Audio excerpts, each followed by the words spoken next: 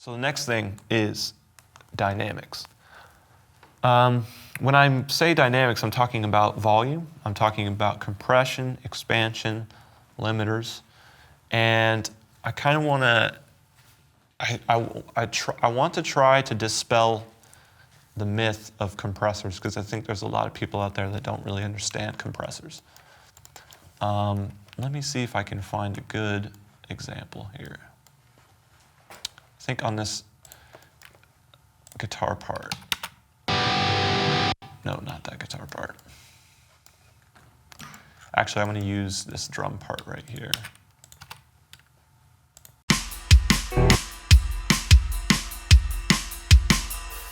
All right, so looking at these waveforms, we can see sort of the different hits of the drum. We can see the kick and the rim tick there.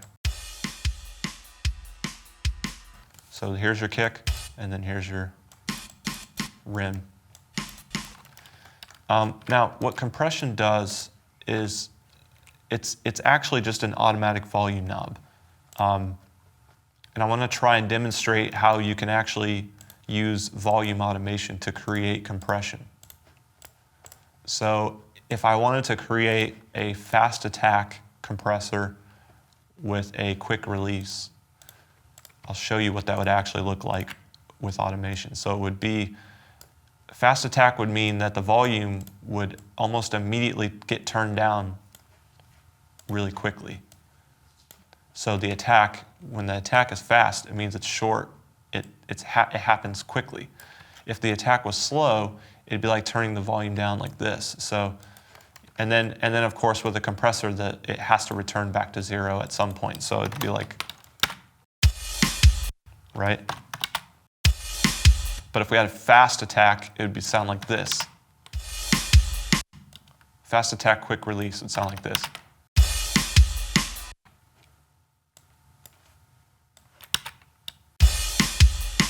So it's reacting to the signal really fast, and then also returning really fast, like maybe even this fast. Sounds kind of like, interestingly, like it's not doing anything. But it makes the kick softer. The reason why is that transient that comes out of the kick, that gets turned down, and then the sustain or the body of the kick is being turned up as it goes through. So it's like, so it makes it softer. If I remove this, you can hear the original. That transit's really powerful, packs a punch. But if you were to put a compressor on there with a fast attack, you would basically be turning that punch off like that.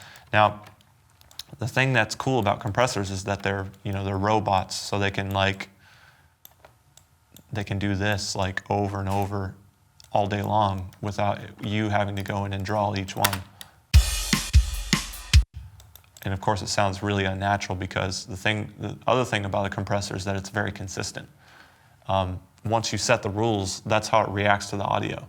But it's not linear. It's still non-linear to the point where it does, if you change the input of the volume of the signal going into the compressor, it is going to change how it sounds and how it reacts. Now let me put an actual compressor on here first.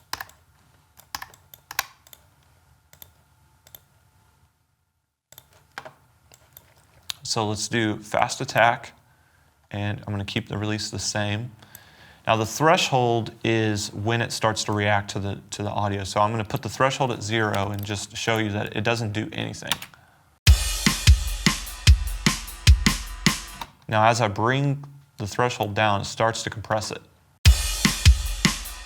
All right, turn my ratio up first.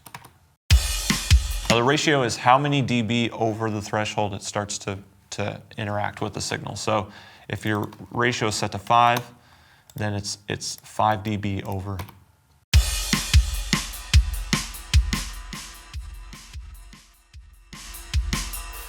So with a fast attack and a fast release, it pretty much kind of acts like a limiter. And what a limiter really does is it just kind of limits the dynamic range, whereas a compressor tends to decrease the dynamic range. So if I was to take my attack back up, let's say we put it on 30, what does that mean? 30 milliseconds. So 30 milliseconds would be like this much time. So the attack of the compressor doesn't start to turn down the signal until after like this much time. So what happens is that allows this portion of the sound to, it allows that part of the sound to come through, and then it will react to, it'll start to turn the volume down on this portion of the sound.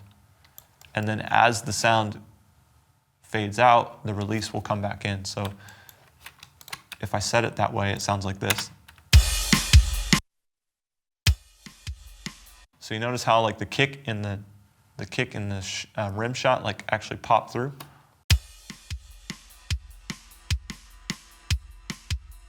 And then everything else is turned down. So it's like constantly pushing the volume down, and then every time the sound goes over the threshold, it starts over with that attack signal. So if I was to, let's say, open the attack up a little more,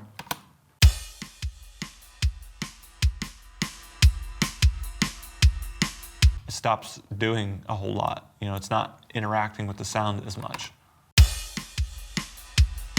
And then you notice how that first hit is like really loud, and then the rest of the signal kind of starts to stay more the same. That's because our threshold is so low that we're pretty much reacting to the sound the entire time. So if I was to raise my threshold up,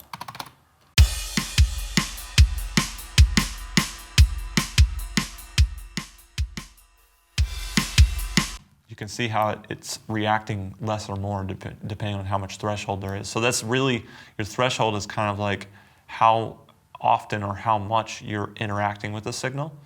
And then the ratio is the amount that you're interacting with the signal. So like, do you want your effect to be more or less? So if I was to have a ratio of like 1.1, you probably wouldn't even hear, you can even see that the shape of the curve like barely even changes. And then as you increase that ratio, it starts to get way and more drastic of a correction or a change. Right? And then your attack, going back to the attack, it's just changing how quickly it reacts to the signal. So if we had it on like 1,000, which would be 1 second, that allows an entire second of audio to pass through before it does anything. See? But if you put it on like 1 millisecond, then it's going to react really rapidly to the point where it actually starts to distort.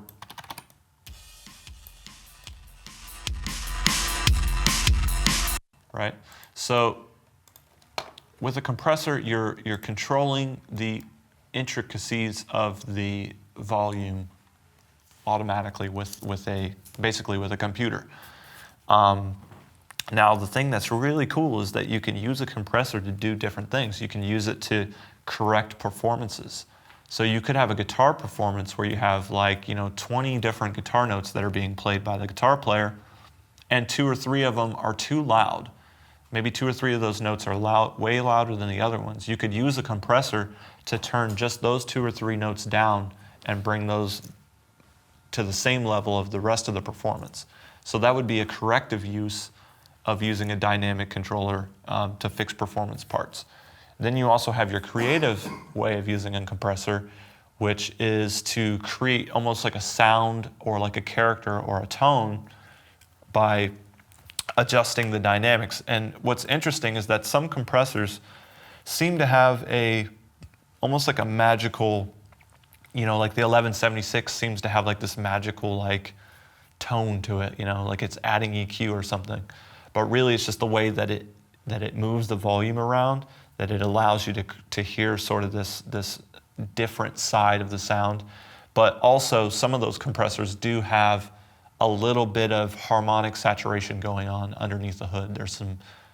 There's some analog magic going on in there. So I like to use dynamics in both ways. They really are a tool. It's really just a tool to get a certain job done. So if you're trying to get your your kick and your snare to be more blended together, then maybe you need to use a compressor that pushes those kick hits and snare hits up and down in different ways to make them more even. Now, the thing with this drum mix, I'm limited in what I can show you because it's pre-mixed. So this whole drum sound has already been through compression. And the way that I had my compressor set for this drum sound was to allow the sustain and the room and the kind of noise floor to be a little bit louder than it was recorded, you know. And of course there's some samples and everything, it's all blended in there, but the compressor is set so that sustain is loud and hot, and it adds those drums it makes the drums have more weight. So if your drums sound like really spiky and stuff, it could be the fact that your attack is too slow and your release is not quick enough. It could also be that you don't have your sustain. You need to raise your sustain. You can do that with different types of processors, but I think a compressor is a good classic way of getting your drums to sound kind of like what the expectation is of drums. Like, people kind of expect drums to have compression on them. But it also depends on the source. And I think if you're miking up like a normal drum set, like kick mic and typical SM57 on the snare, the sound of that versus what you hear on records is two different things. And I think that new sound that everyone is accustomed to is made with compression. Now, let's talk a little bit about expanders, because I think there's a lot of people that don't really understand what expanders do. Expanders are the exact opposite of a compressor. It increases the dynamic range. Let me use a different expander.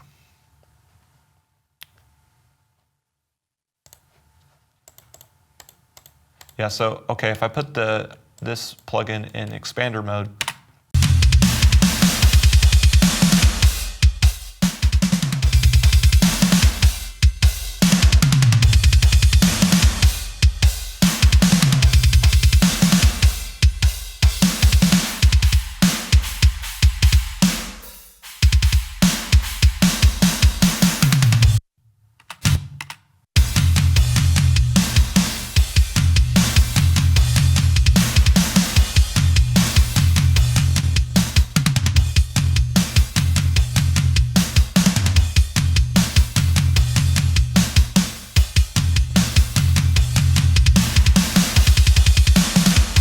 so with the expander, what you're doing is you're making it possible to have quieter sounds and also louder sounds. Like you're widening the dynamic range. And you might think like, well, what is a good use for that? And I could show you one typical use of an expander would be to do like almost like a gate.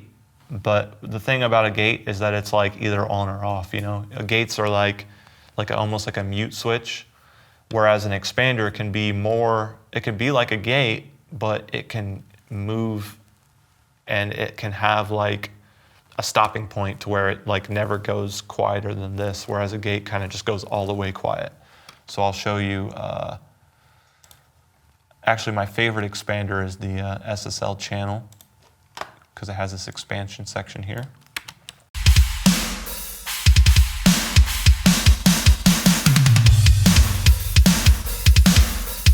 Go to the quiet section.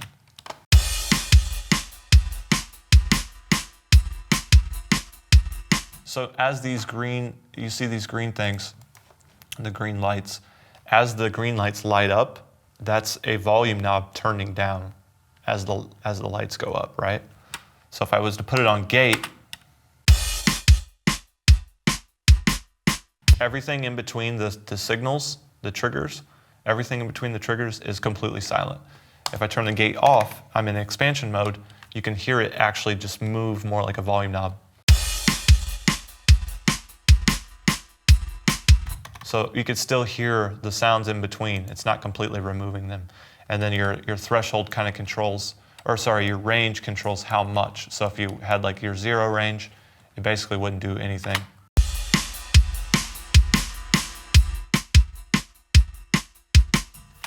So expansion can be a way of kind of cutting out bleed, like in a tom track. Or let's say you have a guitar part and all of the notes are, all of the notes have tiny attacks but loud sustain. You could use an expander to make the attacks kind of stick out more and basically it would start to turn down the sustain of every single note and you could make it more, you could make the guitar part have more attack by using an expander to make the dynamic range greater. You see what I'm saying? So all of your bodies get turned down, but then your attacks stay where they were. So it's like a way of controlling those two, the attack versus the sustain. Or let's say you have a guitar part where it's very, very attack. It has too much attack and not enough body. And you could use a compressor with a faster attack, and it would decrease all of the pick notes, but then bring up the body. It's the same thing with drums as well. You can, if your drums are too pointy, they have too much attack, use a compressor. If they sound too soft, use an expander. Just two different ways of using those tools.